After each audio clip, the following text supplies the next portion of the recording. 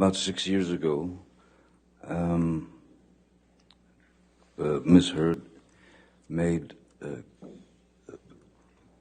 some quite heinous and disturbing, brought these disturbing criminal acts against me that were not based in any species of truth. It was a complete shock that it just didn't need to go in that direction. Nothing of the kind had ever happened, though the relationship, there were arguments and things of that nature, but never did I myself reach the point of striking Ms. Heard in any way, nor have I ever struck any woman in my life. I thought it was diabolical that my children would have to go to school and have their friends or people in the school approach them with the infamous People magazine cover with Ms. Heard with a dark bruise on her face. And it's been 6 years of trying times. It's very strange when one day you're Cinderella, so to speak, and then in 0.6 seconds you're Quasimodo. It never had to go in this direction. And so I can't say that I'm embarrassed because I know that I'm doing the right thing. I am very, very against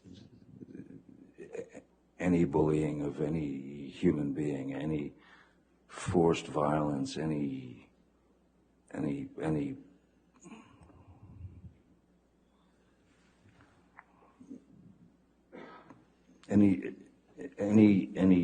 injustice committed against any human being. So all this part of the article was strangely, I understood it very well, and I can applaud some of this. I can absolutely say that I believe that it was very well done with regard to violence against women or violence against anyone. It just seemed kind of a strange other side, like a two-headed coin. Mr. Depp, have you ever physically assaulted Ms. Heard? Never. Have you ever sexually assaulted Ms. Heard? Never. Certainly not. What have you lost as a result of Ms. Heard making these allegations against you?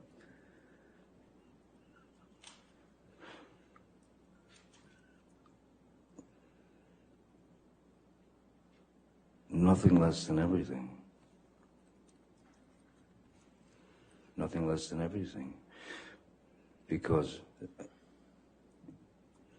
when the allegations were made, when the allegations were rapidly circling the globe, telling people that I was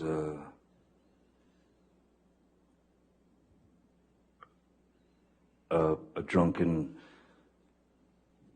cocaine-fueled menace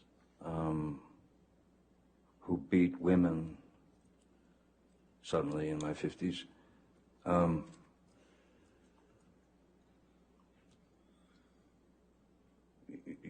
It's over. You know, you're done. So, what did it do to me? What effect did it have on me?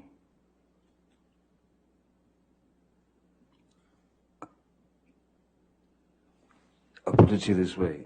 No matter the outcome of this trial, the second the allegations were made against me, the accusations, the second that more and more of these things, as I said, metastasized and turned into fodder for the media. Once that happens, or once that happened, I lost then. That is to say, I lost because that is not a thing that anyone is going to just put on your back for a short period of time.